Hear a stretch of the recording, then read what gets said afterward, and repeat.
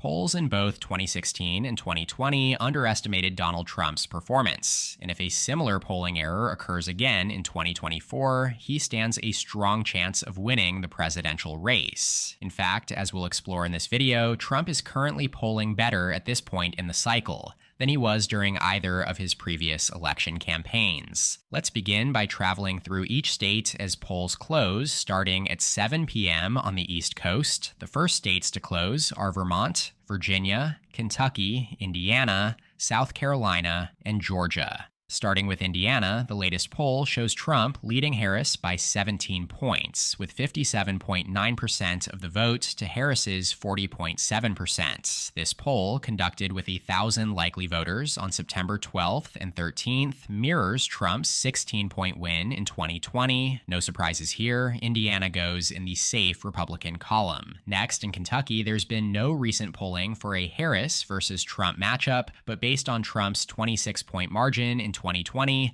will also mark Kentucky as safe Republican. Moving to Virginia, where things are more competitive, the latest Emerson College poll has Harris leading Trump by 7 points, with 52.7% to 46.2% among 860 likely voters surveyed from September 22nd to 24th. While Harris's lead is smaller than Biden's 10-point win in 2020, Virginia still earns a likely Democrat rating. Now to Vermont, the strongest Democratic state in the 2020 election. Harris leads Trump by a staggering 41 points, according to a mid-August poll of 895 likely voters. This puts Vermont deep in the safe Democrat category.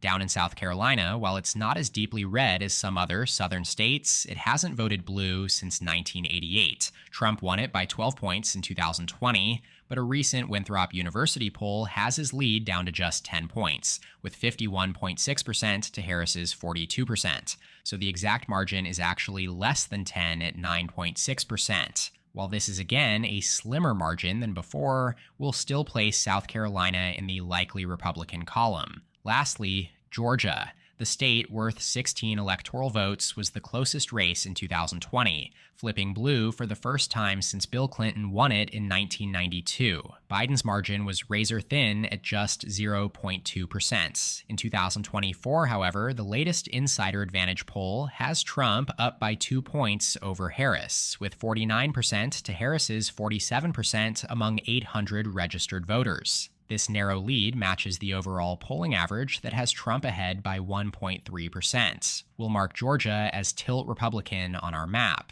Trump's gains among black voters, up 15 points nationally compared to 2020, could be especially impactful in Georgia, where high black voter turnout was crucial for Biden's 2020 win. Any significant shift in this demographic could have major consequences this November. That wraps up the 7 p.m. poll closings, with Trump jumping out to an early lead of 44 electoral votes over Harris's 16.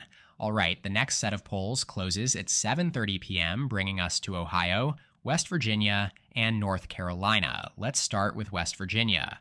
Trump leads Harris by a massive 27 points in the latest WV Metro News poll of 400 likely voters, 61% to 34%. Is one of the most Republican states in the nation, West Virginia will comfortably go in the safe Republican column. Next is Ohio, which, while more competitive than West Virginia, is not the swing state it once was. Often referred to as the ultimate bellwether in previous decades, Ohio backed Trump by 8 points in 2020, despite his loss in the Electoral College, effectively ending the saying, "As goes Ohio, so goes the nation." The latest Marist College poll, which surveyed 1,300 likely voters in early October, has Trump leading by 6 points, with 52% to 46%. That is not the first poll to suggest the former president might underperform his 2020 margin here as we take a look at the overall average. He leads by exactly 6 points based on 12 total polls dating back to late July. We'll place Ohio in the lean Republican column with a margin between 2 and 7 points. Finally, let's look at North Carolina, worth 16 electoral votes after gaining 1 in the census. The latest Emerson College poll, conducted between October 5th and 8th, shows Trump leading Harris by just 0.9%, rounding to a 1-point margin with Trump leading at 49.9% and Harris at 49% exactly. While this is well within the margin of error, it matches the overall average that has Trump ahead by exactly 1 point, based on more than 50 polls tracked between the two candidates this cycle. So we'll place North Carolina in the tilt Republican column, joining Georgia. Historically, North Carolina has teased Democrats in the polls, only for Republicans to pull out narrow victories. The last 7 races for president and U.S. Senate have all gone to the GOP by less than 6 points. With these projections, Trump's electoral vote tally is lifted to 81. Our next poll closing is at 8 p.m., the largest of the night, with a total of 172 electoral votes up for grabs. At this hour, polls close in 17 states, plus both congressional districts in Maine and Nebraska's 2nd District. Let's run through the non-competitive races quickly, starting with Vice President Harris's strongholds in the Northeast. In New England, Massachusetts, Connecticut, and Rhode Island are all solidly blue. In Massachusetts, Harris leads Trump by 29 points in a Suffolk University poll from early October. In Connecticut, she holds a 16-point lead in a survey of 800 likely voters conducted by Mass Inc. with the Connecticut Mirror. In Rhode Island, Harris is up by 14 points, according to Embold Research, which polled 876 likely voters between September 16th and 20th. These polls align with 2020 results, where Biden won Massachusetts by 34 points and Connecticut and Rhode Island by around 20 points each. Moving to the Mid-Atlantic, New Jersey, Delaware, and Maryland are also safely in Harris's column. In New Jersey, an ActiVote survey shows Harris leading by 12 points among 400 likely voters. In Delaware, Slingshot Strategies has her up 17 points with 54% to 37%, based on a survey of 500 registered voters between September 19th and 21st. Maryland is the bluest of the 3, where a University of Maryland poll shows Harris up by 32 points, with 64% support among more than 1,000 likely voters. Harris should also easily carry the lone Democratic stronghold in the Midwest, Illinois. She's up 18 points here with 58.8% to 41.2% among 400 likely voters, again surveyed by ActiVote. So that wraps up the safe blue states. Although we don't have a recent poll from the District of Columbia, it's safe to assume it will remain solidly blue, as Democrats have never won DC's 3 electoral votes by less than 50 points. Similarly, in Maine's 1st congressional district, Harris has consistently led by at least 20 points in all polls, so it will also be placed in the safe blue category. With these projections, Harris's electoral tally rises to 88, giving her a 7-vote lead over Trump. But that's before we account for the solid Republican states in the South, where Trump is expected to sweep Oklahoma, Missouri, Tennessee, Mississippi, and Alabama. We don't have a single Harris versus Trump poll in Mississippi or Alabama, but these states voted for Trump by significant margins in 2020, 16.5 points in Mississippi and 25.5 points in Alabama, so they are safely in his column.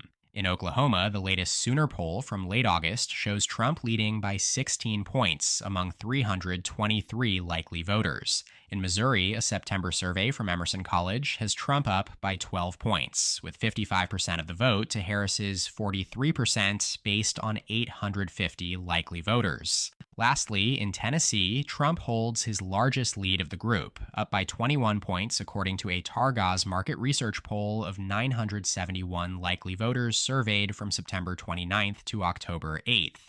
All right, with Trump at 124 electoral votes, we now turn to the remaining more competitive states in this 8 p.m. block, starting with New Hampshire and Maine. These two tend to be the only semi-competitive races in the otherwise deep blue Northeast, aside from Pennsylvania. That said, New Hampshire went for Biden by 7 points in 2020 and Maine by 9. The latest polls indicate that Harris is on track to hold both states for the Democrats by similar margins this November. In New Hampshire, a YouGov UMass Lowell poll conducted between October 2nd and 10th among 600 likely voters shows Harris leading Trump 50% to 41%. Meanwhile, in Maine, Pan Atlantic Research found the same vote share, 50% for Harris and 41% for Trump among 812 likely voters surveyed in early September. With these results, both New Hampshire and Maine go into the likely blue column for Vice President Harris. As for the second districts in Maine and Nebraska, they have very different geographic and demographic profiles.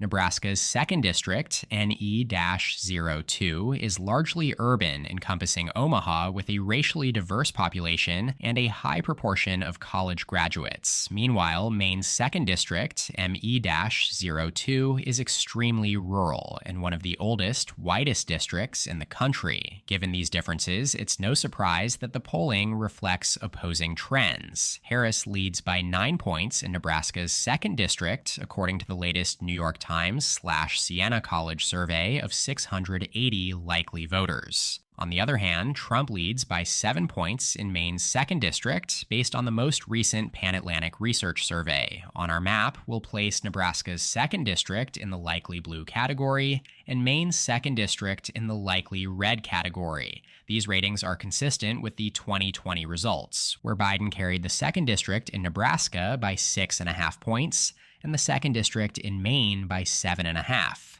Two states remain at 8 p.m., and they represent a symbolic shift. Florida, long regarded as the ultimate swing state, is no longer truly competitive. In 2020, both campaigns invested more money in Florida than any other state, but Trump actually expanded his margin there over his 2016 performance, one of only 5 states in the entire country where he performed better. Florida had previously been decided by less than 6 points in 8 consecutive cycles, the longest such streak in the nation. But in 2024, that streak may end, with Trump leading by exactly 6 points in the latest Redfield and Wilton Strategies poll, showing Trump at 50% and Harris at 44%, with 4% undecided and 2% going to third parties. This aligns with the overall average, where Trump leads by a little over 5 points across 19 polls. Trump has led by 6 or more points in 4 of the last 5 of those surveys. Florida goes in the lean Republican category on our map. Now, when I mentioned a changing of the guards, I meant Pennsylvania, which has emerged as the ultimate battleground in 2024. More money has been spent here than in any other state. Worth 19 electoral votes, it's the largest prize among the true 50-50 states. Nate Silver's latest forecast gives Pennsylvania a 28% chance of tipping the election, and winning the state would boost both Harris's and Trump's chances of reaching 270 electoral votes to over 85%. Fittingly, the latest Redfield and Wilton Strategies survey shows an exact tie, with Trump and Harris both at 48% among more than 1,600 registered voters polled between October 12th and 14th. It's incredibly close, with Pennsylvania effectively at 50-50. Since Harris took over as the Democratic nominee, no poll has shown a lead outside the margin of error. On our map, Pennsylvania lands in the tie column. All right, with the 8 p.m. hour finally wrapped up, Trump maintains his lead in the race to 270 electoral votes, with 155 over Harris's 95, while 19 votes from Pennsylvania remain in the pure toss-up category. That leaves 269 electoral votes still unrated. The next poll closing is at 8:30 p.m. in just one state, Arkansas, worth 6 electoral votes. The only poll released since Biden dropped out shows Trump leading by 15 points, with 55% to Harris's 40% among 696 likely voters surveyed in early September. No surprise here, Arkansas is solid red. Next up is the 9 p.m. hour, which is the second largest closing of the night in terms of electoral votes. However, in my opinion, this is the most important block, which I like to call Battleground Central Time. That's because polls will close in a number of key competitive states: Michigan, Wisconsin, Minnesota, Iowa, Texas, New Mexico, and Arizona. This 9 p.m. hour will be crucial. It could make or break the race to 270 electoral votes. By this point, we'll already have a good sense of who's favored based on early returns from Georgia, North Carolina, and Pennsylvania. But with the first vote drops from Michigan, Wisconsin, and Arizona, we'll likely have an 80 to 90% idea of who will win by the time the next poll closing hits at 10 p.m. That said, most of these true battlegrounds won't be officially called until much later, as the decision desks will need to be at least 99% confident before doing so. Let's start with the non-competitive races. First up, Vice President Harris is heavily favored to keep New York, the Empire State, firmly in the Democratic column. She leads Trump by 13 points in the latest Siena College poll of over 1,000 likely voters, surveyed in mid-September. There's some evidence that Republicans may cut into the Democratic margin in New York, and if Harris wins by around 13 points, it would be the first time since 1988 that a Democratic presidential candidate carried New York by less than 15 points. Still, New York remains safe blue on our map. Then in Colorado, the fastest left trending state in the entire country after it backed Biden by almost 14 points in the 2020 cycle, just 4 years after voting for Clinton by less than 5. The only poll conducted here since Biden dropped out shows Harris leading by 11 points, with 53% to Trump's 42% and 5% undecided. According to a Keating research poll surveyed between September 11th and 14th, Colorado remains safe blue on our map. Now turning to Trump, he's set to sweep the Republican strongholds in the Great Plains. That includes North Dakota, South Dakota, Wyoming, Nebraska, both statewide, and the 1st and 3rd districts, Kansas, and down in the Bayou, Louisiana. No polls yet in all but 2 of these states, but they all back Trump by at least 14 in 2020. We do have a poll in North Dakota where Trump leads by 27 points, according to a WPA intelligence survey conducted in late September. In Nebraska, Trump holds a 17-point lead, with 54% to Harris's 37% based on a poll of 600 likely voters from late August. These states remain solidly in the safe Republican category. That brings us to the more competitive states, starting in the Midwest with Michigan and Wisconsin, 2 of the 3 WIMPA states, along with Pennsylvania.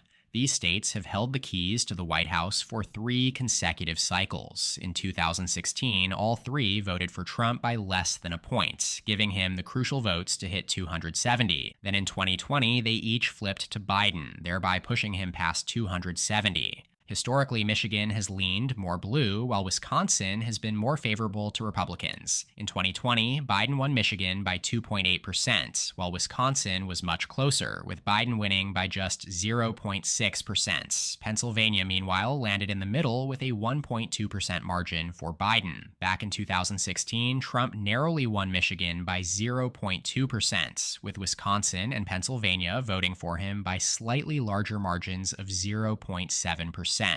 Now in 2024, the Democrats' most efficient path to the White House once again runs through the WIMPA states. For Harris, Michigan is a must-win. It's almost impossible to envision a scenario where she wins the presidency without carrying its 15 electoral votes. The latest poll from SoCal Research has her leading Trump by a single point, 49% to 48%, with 3% undecided or backing other candidates. This poll, surveyed between October 11th and 13th among 692 likely voters, puts Michigan in the tilt blue column for now, keeping Harris in the race to 270 electoral votes. Now turning to Wisconsin, where Emerson College has Trump leading by 0.7%, almost matching his 2016 margin with a 49.9% vote share to Harris's 49.2%. This poll surveyed exactly 1,000 likely voters in early October. Wisconsin's demographics are the most favorable to Republicans out of the WIMPA states, as it's whiter and more rural. Another Trump overperformance among white working-class voters could be decisive here, especially considering he outperformed final polling averages by more than 6.5 points in both 2016 and 2020, so Wisconsin tilts in Trump's favor on our map.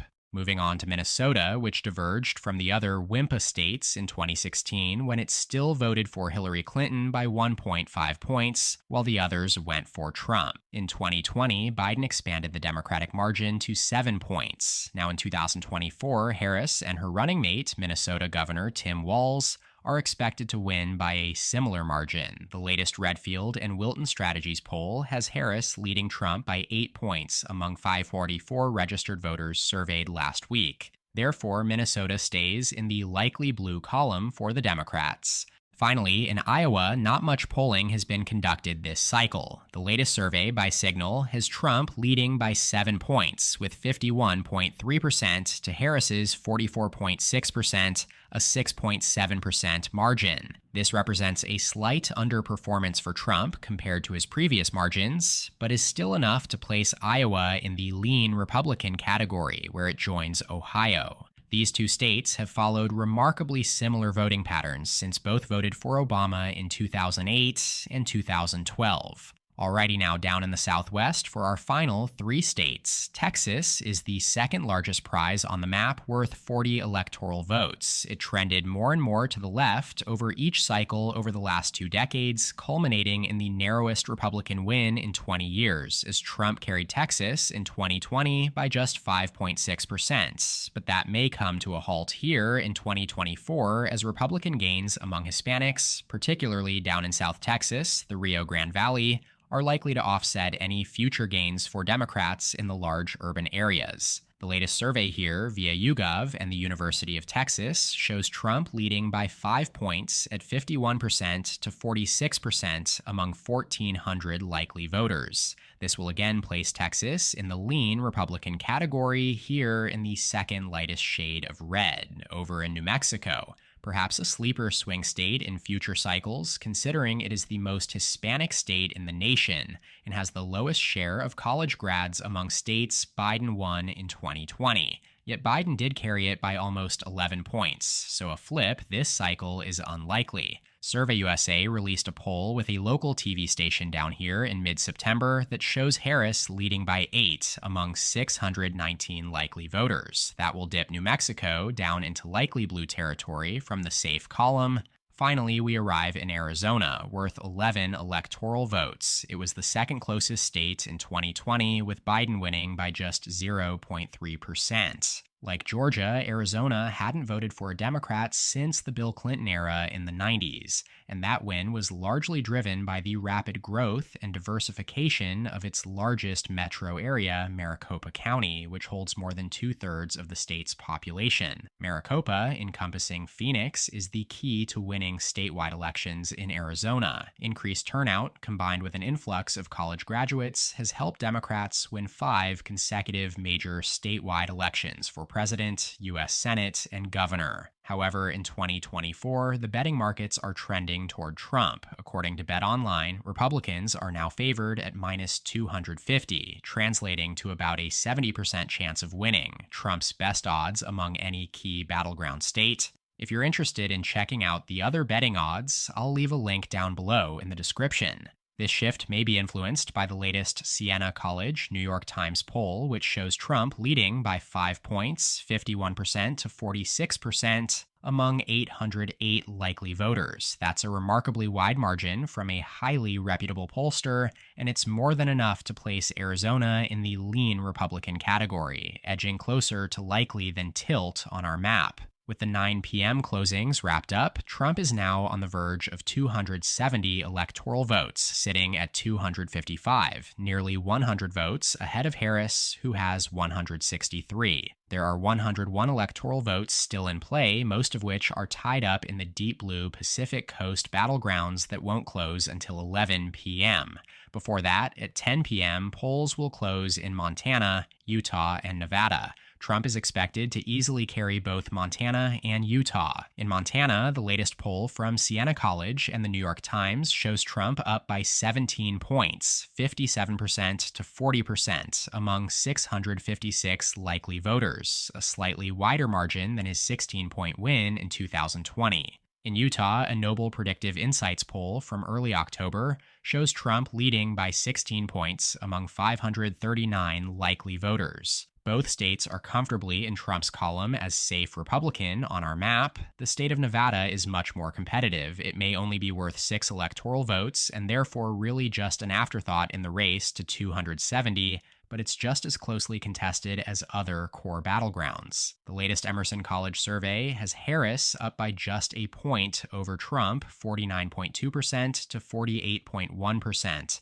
among 700 likely voters polled between October 5th and 8th. If this result holds, it would be the narrowest Democratic margin in Nevada since 2004. That said, the tight race isn't surprising given the state's pro-Republican trends over recent cycles. Although Biden won Nevada by over 2 points in 2020, the state has been moving rightward, shifting 7 points to the right of the national average since 2012 when Obama carried it by 7 points. In the 2022 midterms, Republicans flipped the governorship and received more U.S. House votes than Democrats for the first time in decades. Now in 2024, Nevada is a true 50-50 battleground and could swing either way, whether tilting blue for Harris, as it does here, or flipping to Trump.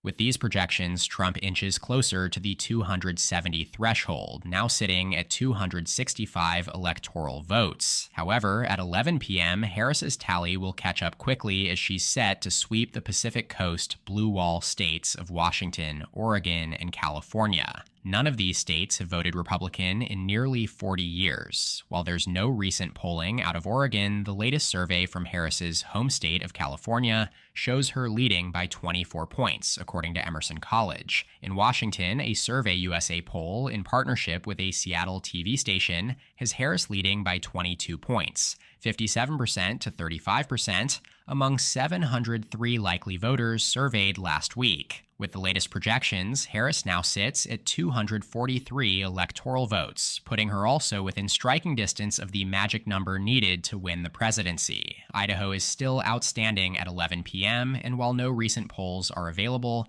Trump is expected to easily carry the state, lifting him to 269 electoral votes. Then at midnight, polls close in Alaska. His 2020 margin of 10 points here was the narrowest for a Republican since the 1960s. And the latest poll has him leading by 8 points, with a 54-46 split among 1,200 likely voters surveyed on October 8th and 9th. That makes Alaska only likely Republican, but with its 3 electoral votes, Trump is now projected to reach 272, enough to secure a second non-consecutive term in the Oval Office. Finally, wrapping up the map, Hawaii remains solidly blue, just as it was in 2020 when Biden carried it by 30 points. So based on the latest polls in each state, former President Donald Trump is projected to win the Electoral College with 272 electoral votes, while Vice President Kamala Harris is projected to finish with 247. Pennsylvania's 19 votes remain in the tie column, leaving it as the ultimate battleground. As always, feel free to let me know in the comments what you think of this map and suggest any other videos or topics you'd like to see in the future. That does it for today's video though. Shout out to my channel members in the description below. Make sure to subscribe to my channel down below and please leave a like on the video if you enjoyed it. You can check out more content from my channel here, and as always, thank you so much for watching. I'll see you next time. EP out.